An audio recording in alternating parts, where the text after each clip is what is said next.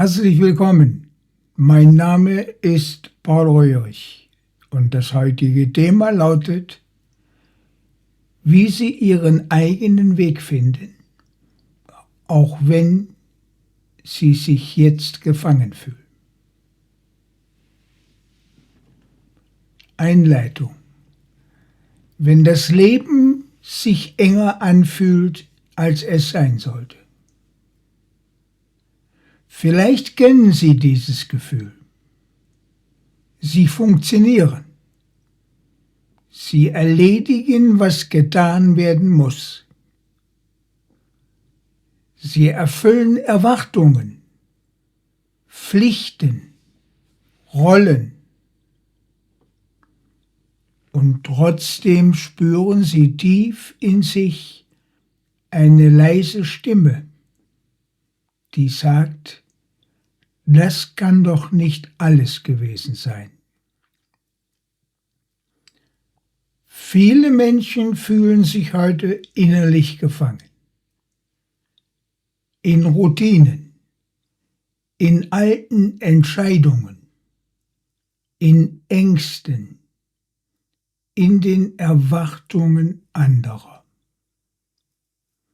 Doch genau dort beginnt die Reise, über die wir heute sprechen. Eine Reise, die nicht im Außen startet, sondern in Ihnen. Eine Reise, die Sie zu Ihrem eigenen Weg führt. Zu einem Leben, das sich nach Ihnen anfühlt. Zu einem Leben, das Sie wirklich leben wollen. Kapitel 1. Warum es so schwer ist, den eigenen Weg zu gehen. Wir wachsen in einer Welt auf, die uns früh beibringt, wie wir sein sollen. Sei vernünftig, sei fleißig, sei zuverlässig, mach es allen recht und bitte, fall nicht auf. Wenn wir versuchen, all das zu erfüllen, verlieren wir oft etwas Entscheidendes. Uns selbst. Wir verlieren den Kontakt zu unseren eigenen Wünschen, zu unseren eigenen Talenten, zu unserer inneren Stimme. Und irgendwann stehen wir da, erfolgreich vielleicht, funktionierend, zuverlässig, aber innerlich leer. Der eigene Weg ist deshalb so schwer, weil wir ihn nie gelernt haben. Doch das bedeutet nicht, dass wir ihn nicht finden können. Im Gegenteil, er wartet schon lange auf uns. Kapitel 2. Der stille Wendepunkt. Es gibt im Leben diese Momente, die alles verändern. Sie kommen nicht immer laut. Manchmal sind sie nur ein Gedanke, ein Gefühl, ein kurzer Augenblick. Vielleicht sitzen Sie morgens am Tisch und fragen sich, warum mache ich das alles eigentlich? Vielleicht merken Sie, dass Sie sich selbst kaum noch erkennen. Oder Sie spüren, dass Sie innerlich längst weiter sind. Aber Ihr Leben noch nicht nachgezogen hat. Dieser Moment ist kein Scheitern. Es ist ein Erwachen. Es ist der Beginn Ihrer Selbstentfaltung. Kapitel 3: Was es bedeutet, den eigenen Weg zu finden. Den eigenen Weg zu finden bedeutet nicht, alles stehen und liegen zu lassen oder das ganze Leben umzubauen. Es bedeutet etwas viel Tieferes. Es bedeutet, wieder mit sich selbst in Kontakt zu kommen.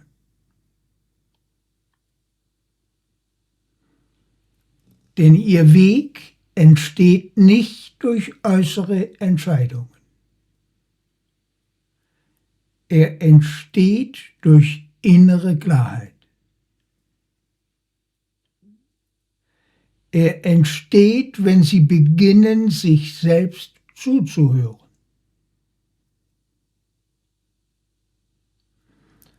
Wenn Sie erkennen, was Ihnen wirklich wichtig ist. Wenn Sie aufhören, sich zu verbiegen. Und wenn Sie den Mut finden, Ihre Wahrheit zu leben. Auch wenn andere sie nicht verstehen.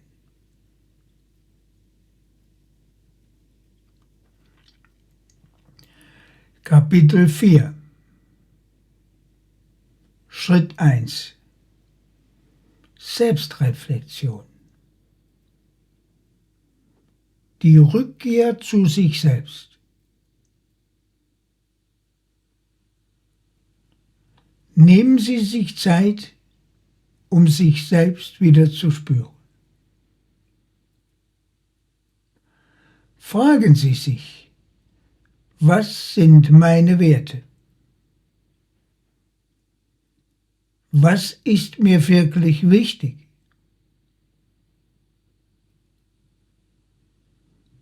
Was erfüllt mich?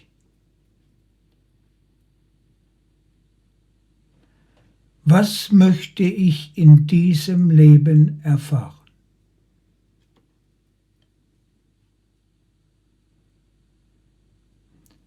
Welche Sehnsucht begleitet mich schon lange?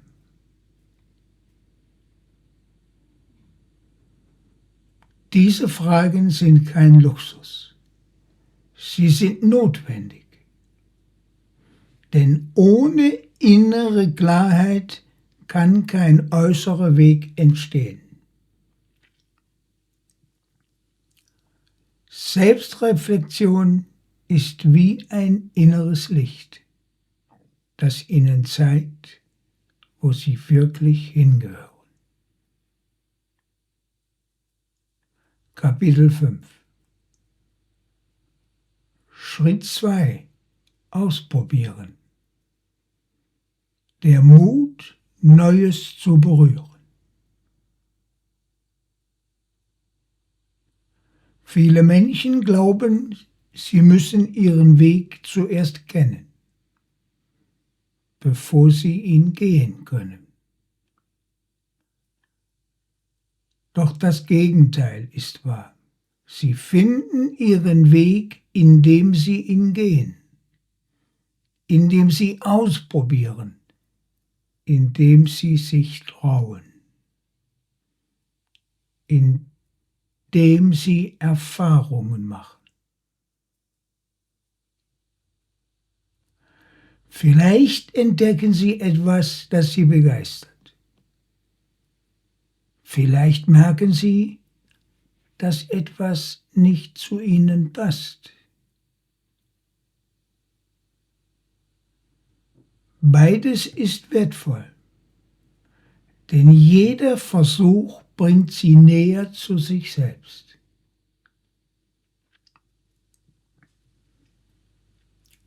Kapitel 6 Schritt 3 Den eigenen Ängsten begegnen. Angst ist der größte Wächter vor dem eigenen Weg. Sie sagt, was, wenn ich scheitere? Was, wenn andere mich verurteilen? Was, wenn ich nicht gut genug bin? Was, wenn ich alles verliere?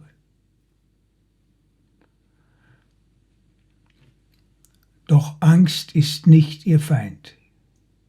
Sie ist ein Zeichen dafür, dass Sie an einer Grenze stehen.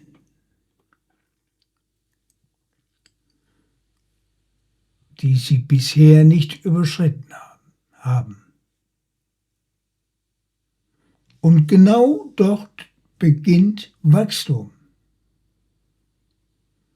Mut bedeutet nicht, keine Angst zu haben. Mut bedeutet, trotz der Angst zu gehen.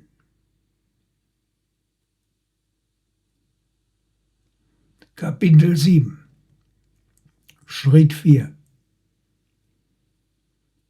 Auf die Intuition hören. In jedem Menschen gibt es eine innere Stimme. Eine leise, klare, unbestechliche Stimme. Sie weiß, was richtig für sie ist. Sie kennt ihren Weg, lange bevor sie ihn verstehen. Diese Stimme ist ihre Intuition. Sie spricht nicht laut. Sie drängt sich nicht auf, aber sie ist immer da. Wenn Sie beginnen, ihr zu vertrauen, verändert sich Ihr Leben. Sie werden klarer, Sie werden mutiger, Sie werden authentischer und Sie werden freier. Kapitel 8 Die Reise zur Selbstentfaltung. Selbstentfaltung ist kein Ziel.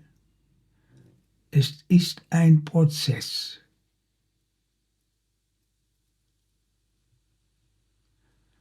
Ein Weg, der Zeit braucht.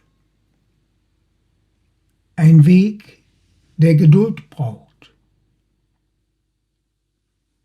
Ein Weg, der Rückschläge kennt.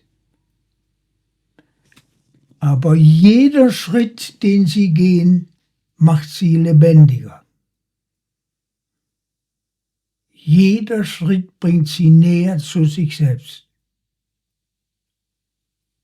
Und irgendwann merken Sie, Sie leben nicht mehr das Leben, das andere von Ihnen erwarten. Sie leben Ihr eigenes. Kapitel 9 Was passiert, wenn Sie Ihren Weg gehen? Wenn Sie beginnen, Ihren eigenen Weg zu gehen, verändert sich vieles. Sie werden unabhängiger. Sie werden selbstbewusster. Sie werden klarer in ihren Entscheidungen. Sie ziehen Menschen an, die zu ihnen passen. Sie finden Sinn, sie finden Frieden und sie finden sich selbst. Das Leben wird nicht perfekt, aber es wird echt.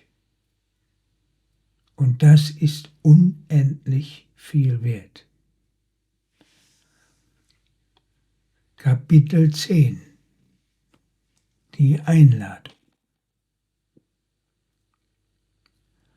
Vielleicht stehen Sie gerade an einem Punkt, an dem Sie sich gefangen fühlen. Vielleicht wissen Sie nicht, wie Sie anfangen sollen. Dann lassen Sie mich Ihnen eines sagen. Sie müssen nicht alles heute wissen. Sie müssen nicht alles heute entscheiden. Sie müssen nur beginnen. Ein kleiner Schritt, ein ehrlicher Gedanke, ein Moment der Stille, ein Funke Mut. Das reicht. Denn Ihr Weg entsteht im Gehen. Sind Sie bereit? Ich danke Ihnen für Ihre Aufmerksamkeit. Ihr Paul Röhrig.